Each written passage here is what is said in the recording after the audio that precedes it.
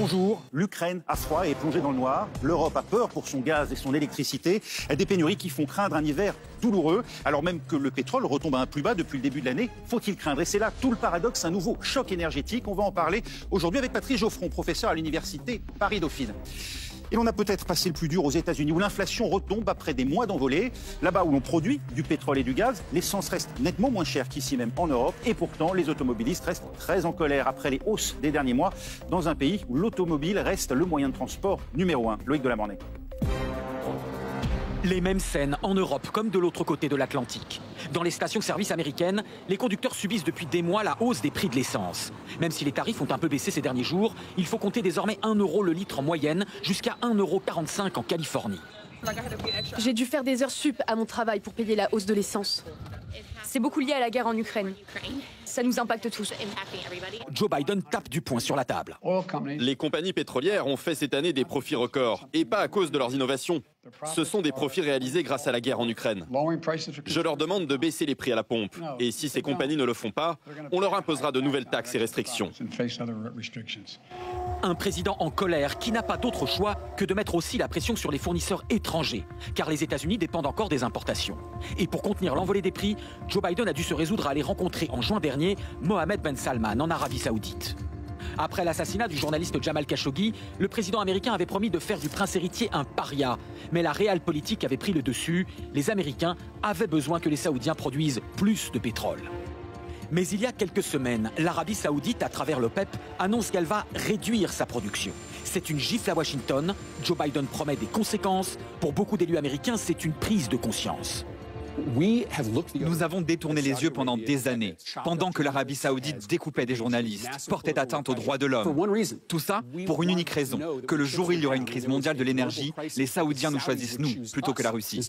Mais ils ont choisi de soutenir la Russie et de faire monter les prix du pétrole. L'histoire dira les conséquences de cette trahison, comme l'appellent les Américains, sur la géopolitique du monde de demain.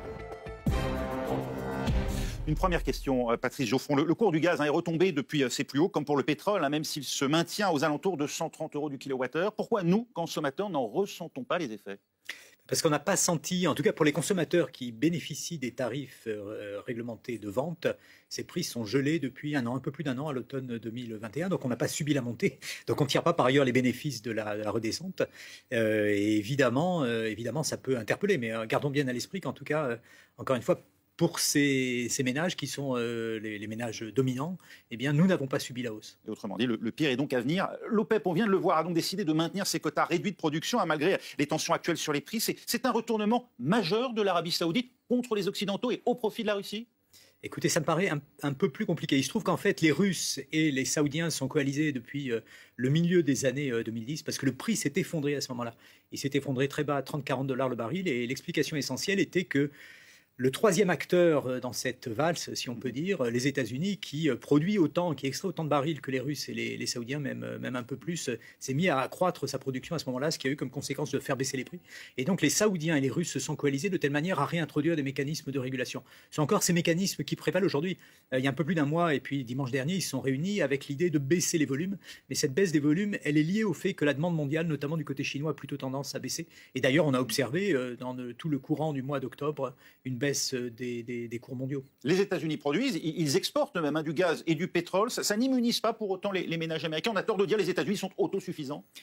Oui, alors ils sont autosuffisants, certes, ça vaut pour le gaz, ça vaut moins pour le pétrole. Et puis par ailleurs, le prix du pétrole est un prix qui est mondial à la différence du prix du gaz. Et donc quand le prix augmente du fait des tensions qu'on a évoquées, eh bien les ménages américains le ressentent. Et évidemment, on ne réagit pas, disons, au niveau dans l'absolu, mais aux variations. Et ce qui a été vécu aux États-Unis et ailleurs au cours de ces derniers mois correspond à un choc pétrolier. On entend souvent l'électricité est beaucoup moins chère aux États-Unis qu'ici en Europe. Geoffroy Roux de Bézieux, par exemple, pour le MEDEF le dit, 5 à 6 fois moins cher qu'en Europe. C'est vrai ? Oui, c'est vrai en ce sens que cette électricité dépend de part et d'autre de l'Atlantique assez largement du gaz. Le prix du gaz étant très très bas aux États-Unis, dans un ordre de grandeur de 5 à 6 fois, peut-être plus même relativement à l'Europe, eh bien tout ça se ressent également sur le prix de l'électricité, avec notamment des conséquences qui sans doute conduisent le MEDEF à réagir sur les activités industrielles. Et on vient de le voir en 5 minutes à peine, Florence Thiel, les changements provoqués par la guerre d'Ukraine remodèlent en profondeur le marché de l'énergie ici en Europe. Oui, et pour bien se rendre compte de l'impact économique de cette crise énergétique, il suffit de regarder l'évolution du prix du gaz. L'année dernière, en 2021, le mégawattheure coûtait environ 100 euros, 20 euros, pardon. Aujourd'hui, ce prix a été multiplié par 5 pour s'afficher aujourd'hui à 100 euros en moyenne. Une explosion des prix qui est due à la baisse de nos importations. L'année dernière, en Europe, le gaz naturel russe représentait 45% de nos importations environ. Ce chiffre est tombé à moins de 10%. Tous les pays européens ont baissé leurs importations de gaz russe, à l'image de la France, dont les importations sont passées de 17% à 9%. Pour réduire leur dépendance au gaz russe, les pays européens ont misé sur plusieurs stratégies. L'Allemagne et la France ont par exemple relancé certaines de leurs centrales à charbon. Beaucoup de pays aussi ont misé sur le développement massif des énergies renouvelables ou encore sur la diversification des sources d'approvisionnement, par exemple en important davantage de gaz naturel liquéfié, des importations qui se font par bateau, notamment depuis la Russie, car l'Europe ne peut pas se passer en fait totalement du gaz russe. L'Agence internationale de l'énergie a prévenu, en cas d'arrêt total des livraisons de gaz russe, eh bien, l'Union européenne pourrait être confrontée à une pénurie cet hiver et l'année prochaine. Alors, Patrice Geoffon, pour bien comprendre, est-ce qu'on va vers un affaiblissement inéluctable et irréversible de la Russie, ou bien est-ce qu'elle profite, comme on l'a entendu ici et là, des sanctions occidentales ? Alors la Russie est en train de se couper, et sinon de manière irréversible, en tout cas de manière durable, de son principal débouché. Nous sommes les meilleurs, ou nous étions les meilleurs clients de la Russie pour ce qui est du pétrole, et ça n'est plus le cas puisqu'il y a un embargo depuis quelques jours, et qui sera un embargo sur les carburants à partir de février. On sait que le gaz arrive, si je puis dire, au compte-gouttes, si on permet une image, en provenance de Russie désormais. Et puis il y a par ailleurs un embargo sur le charbon. Or certes, la Russie peut et tente et s'efforce de vendre une partie de ses surplus désormais vers d'autres destinations.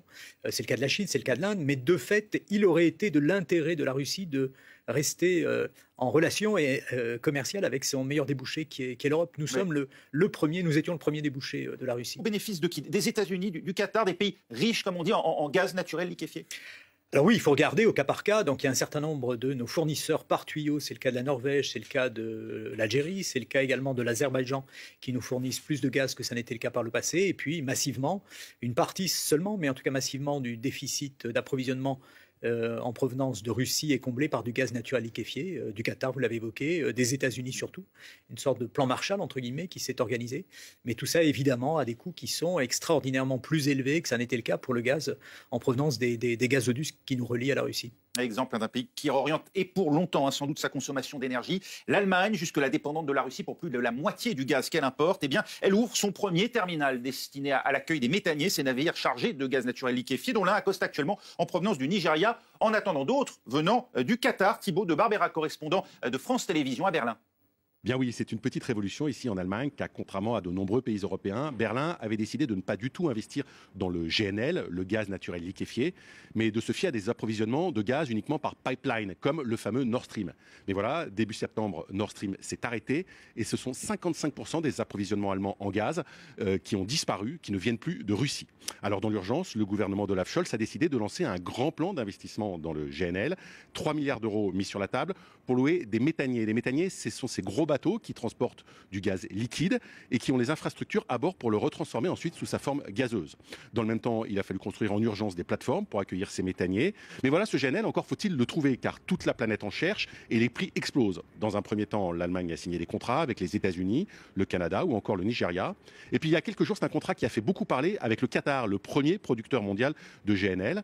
Un contrat qui durera 15 ans, mais qui ne démarra qu'en 2026, dans 3 ans. Et ce contrat, il ne fait pas que des heureux. D'abord, chez les partenaires européens de Berlin, eux, ils prônent pour des achats groupés de gaz pour que les différentes capitales ne se fassent pas concurrence. Et puis, les écologistes, eux aussi, grognent contre ce contrat, car Berlin s'engage à acheter du gaz pendant 15 ans. Or, ça semble assez peu cohérent avec l'objectif des Allemands d'atteindre la neutralité carbone d'ici 2045. Est-ce qu'avec ce contrat, Patrice Geoffon, les Allemands sont en train d'échanger une dépendance vis-à-vis de la Russie contre une autre, envers le Qatar ? Alors non, pour 2 raisons. Ce qui est très problématique, c'est d'être lié par des tuyaux. Un tuyau va d'un point A à un point B, évidemment. On ne peut pas.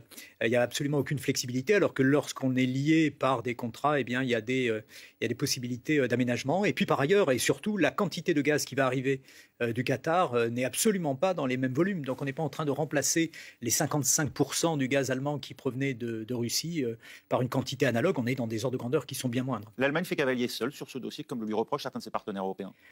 Alors oui, après, pour des raisons qu'on peut comprendre, la question du gaz, elle est bien plus aiguë en Allemagne que partout ailleurs. Et puis par ailleurs, notre intérêt, y compris nous Français, enfin les Européens de manière générale et les Français en particulier, notre intérêt, c'est surtout qu'il n'y ait pas d'affaissement de l'industrie allemande et que l'Allemagne n'entre pas en récession, ce qui aurait des effets dominos un peu partout en Europe, y compris chez nous.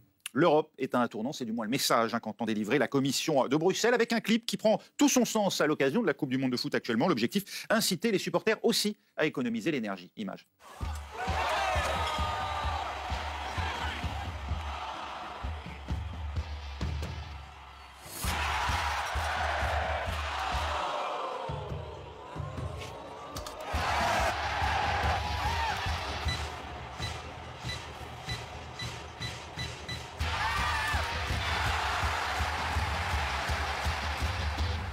Et c'est déjà la fin de cette première partie du Monde dans tous ses états. On se retrouve dans un instant, juste après un journal sur France 24.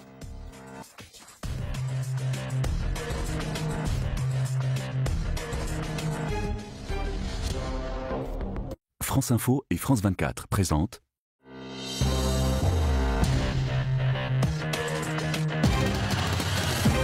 Suite du monde dans tous ses états, le marché de l'énergie sans dessus dessous. On continue d'en parler avec vous, Patrice Geoffron, professeur à Paris-Dauphine. Ça peut sembler un peu exagéré et pourtant, la crise de l'énergie provoque des déplacements au sein même de l'Europe. Des habitants du Nord tentés par les régions chaudes et ensoleillées du Sud. Ça a toujours existé, mais s'ajoutent désormais des économies substantielles dans les factures de gaz ou d'électricité parmi les motifs valables pour bouger. Et elles peuvent suffire à compenser le coût du déménagement pour des salariés en télétravail ou bien des retraités. Reportage sur l'île de Tenerife d'Armel Esposito et Céline Schmidt pour France 24. L'immensité des flots, un ciel azur, c'est le cadre qu'a choisi Cédric pour travailler cet hiver. On profite pleinement de l'océan, ce beau bleu, les contrastes de pastel et de turquoise dans l'océan, alors qu'en Belgique, on serait dans un univers beaucoup plus gris et rempli de béton, et il fait froid. À Tenerife, il fait en moyenne 22 degrés toute l'année. Loin du froid, ce Belge de 42 ans épargnera cet hiver une somme considérable. Si vous faites un rapide calcul, eh bien grosso modo, c'est 2470 € qui vont disparaître, que je n'aurai plus à payer maintenant que je suis aux Canaries. C'est le soleil qui nous chauffe, il est gratuit. Des économies qui séduisent. Selon cet employé, les locations de longue durée ont augmenté d'environ 30% en un an. Maintenant, on a des sociétés qui vont nous contacter. Pourquoi ? Pour envoyer leur personnel ici. C'est un gain et une économie par rapport aux sociétés pour ne pas payer, je pense notamment aux frais de lumière ou à des frais de locaux. Ces économies d'énergie sont au cœur de la stratégie touristique de l'archipel. Elle vise également les plus de 55 ans, originaires du nord de l'Europe. Un succès pour cette représentante du secteur. Ils souhaitent traditionnellement fuir le froid. Et cet hiver encore plus, car ça leur permet d'économiser l'argent qu'ils auraient dépensé pour chauffer leur maison. En plus, ça les rassure, car ils craignent de subir des restrictions énergétiques dans leur pays d'origine. Le tourisme énergétique pourrait permettre à l'archipel d'atteindre cette année son niveau de fréquentation pré-pandémique.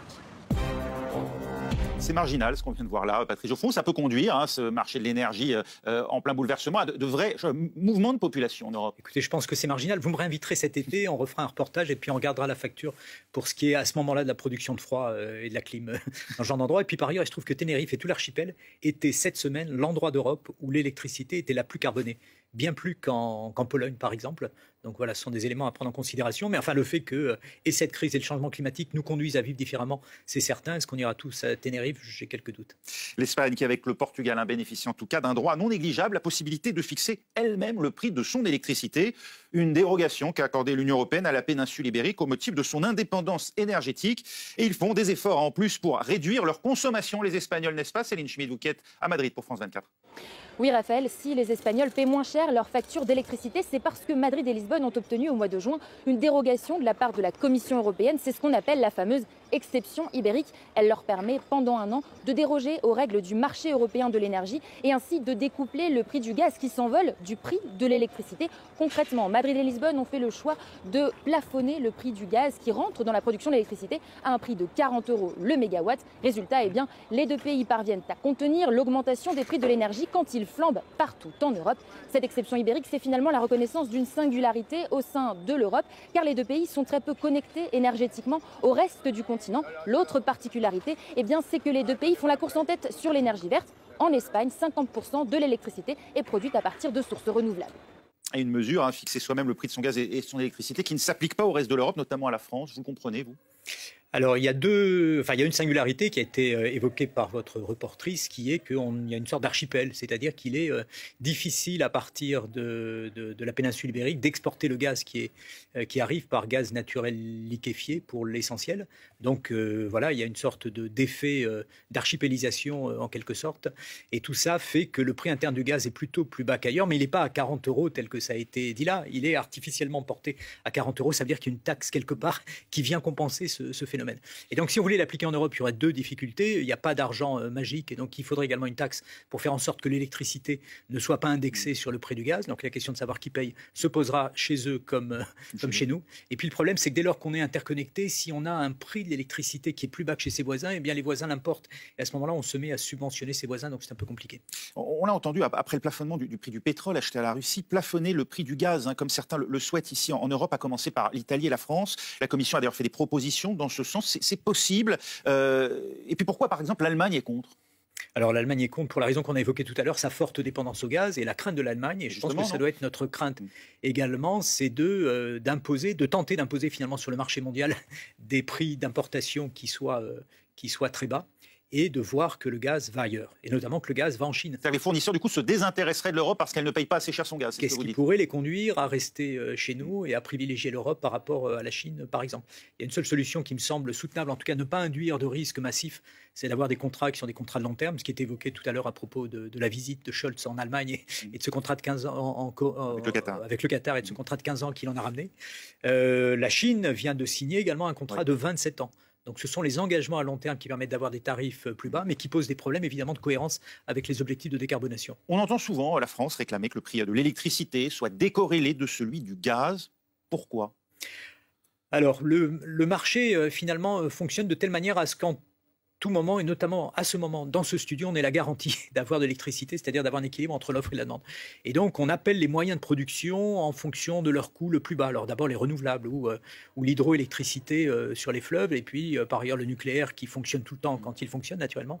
Et puis ensuite, on fait entrer en ligne notamment les centrales thermiques. Et la dernière qu'on fait entrer en ligne, ce sont les centrales à gaz. Une centrale à gaz, très concrètement, c'est comme une gazinière à la maison. Ça se pilote, c'est un peu plus compliqué naturellement, mais à la main. Donc ça offre de la flexibilité. Et en fait, c'est le prix du dernier mégawattheure qui est produit qui détermine le prix de l'ensemble. Jusque-là, ça fonctionnait bien. Le prix d'électricité, il y a 3 ans avant le Covid, il était 10 fois plus bas que ça n'était le cas à l'heure actuelle. Tout le monde se félicitait de tout cela. Et évidemment, là, on a un impact qui est la contagion de la crise et de la folie du prix du gaz au prix de l'électricité. Et puis évidemment, avec des singularités du côté français liées à la disponibilité partielle du parc nucléaire. Il n'y aura pas de retour en arrière possible, prévient en tout cas l'Agence internationale à l'énergie. La crise énergétique a créé un élan sans précédent pour les énergies renouvelables dont les capacités devraient quasiment doubler au cours des 5 prochaines années. Voilà ce que souligne l'AIE dans un rapport. Et si c'était la conséquence positive de la guerre en Ukraine, Patrice Geoffroy, accélérer la transition vers les énergies décarbonées? Oui, de fait, et mon observation va pouvoir apparaître comme être un peu cynique, mais grâce à Vladimir, de fait, il est tout à fait clair que désormais, on n'a plus le choix. On a un vieux continent. Vladimir Poutine, on l'a compris. Oui, les premiers émergents, et depuis 2 siècles, finalement, on a brûlé à peu près l'essentiel de notre pétrole et de notre gaz. On est extrêmement dépendant. Pour la France, on importe 99% de notre gaz et de notre pétrole.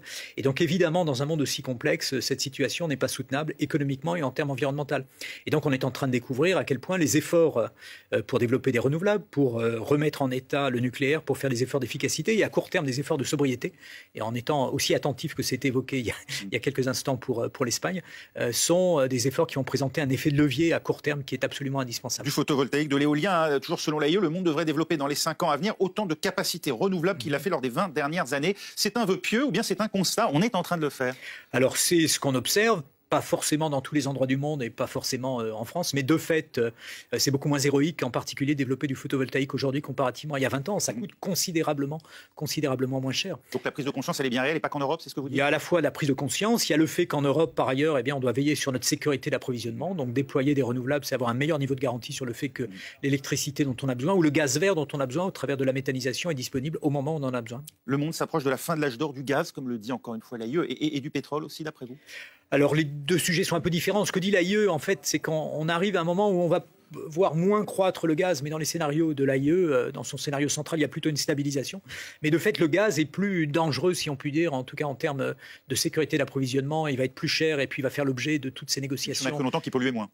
Alors oui, enfin il est clair que de toute façon là on est en présence d'un gaz fossile, donc il y a un enjeu qui est le verdissement de ce gaz autour du biométhane, autour de l'hydrogène, et c'est ce qui doit s'amorcer rapidement maintenant. Nous voilà en tout cas replongés au temps de la guerre froide et du choc pétrolier. Au début des années 70, les pays producteurs, Arabie Saoudite en tête, décident de réduire soudainement leur production en représailles au soutien des Occidentaux à Israël dans la guerre du Kippour. Conséquence, une flambée des cours du brut avec à la clé déjà des restrictions et des campagnes de communication. Image. En France, on n'a pas de pétrole, mais on a des idées.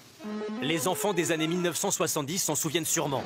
En plein choc pétrolier, le prix du baril flambe. Le gouvernement lance une vaste campagne de communication pour diminuer la consommation d'énergie. Et pourtant, c'est si simple d'économiser. Accélérer doucement, maintenir une vitesse constante, passer les vitesses en souplesse et éviter les freinages brutaux. Et vous, qu'est-ce que ces spots vous évoquent? C'était marrant, c'était léger, mais c'était pas grave. Ça semblait loin de nous, en fait, tout ça. C'est vrai qu'on l'écoutait d'une oreille, on se rendait absolument pas compte de ce qui allait se passer. Fin 1973, pour économiser l'énergie, arrêt des émissions de télévision à 23h. Les éclairages publics éteints la nuit, création de l'heure d'été, et la vitesse est limitée sur l'autoroute. À l'époque, ces pubs avaient un autre but, faire passer ces mesures contraignantes. Le président lui-même tient un discours que l'on pourrait comparer à celui d'aujourd'hui. Économisons l'essence, économisons l'électricité. 1979, nouveau choc pétrolier. La France repart à la chasse au gaspillage avec un personnage, nommé Gaspy, qui invite à porter des pulls. Préparez-vous à la mode anti-gaspi. Habillez-vous anti-gaspi. Et si j'avais un peu froid, Jean-Edgar? Eh bien, tu mettrais une petite laine, Marguerite. Ne faites pas tourner le compteur pour rien. Vous verrez. En France, on n'a pas de pétrole. Mais on a des idées. Ces images, elles datent des années 70, Patrice Geoffroy. On n'a rien fait depuis pour réduire notre dépendance au pétrole. On a perdu 50 ans. Aussi, on préconise désormais des cols roulés plutôt que des petites laines. Non, alors évidemment, on est très insuffisamment avancé. Maintenant, on ne peut pas dire qu'on n'ait rien fait, notamment parce qu'à l'époque, on produisait l'essentiel de notre électricité à base de fioul et ou de gaz.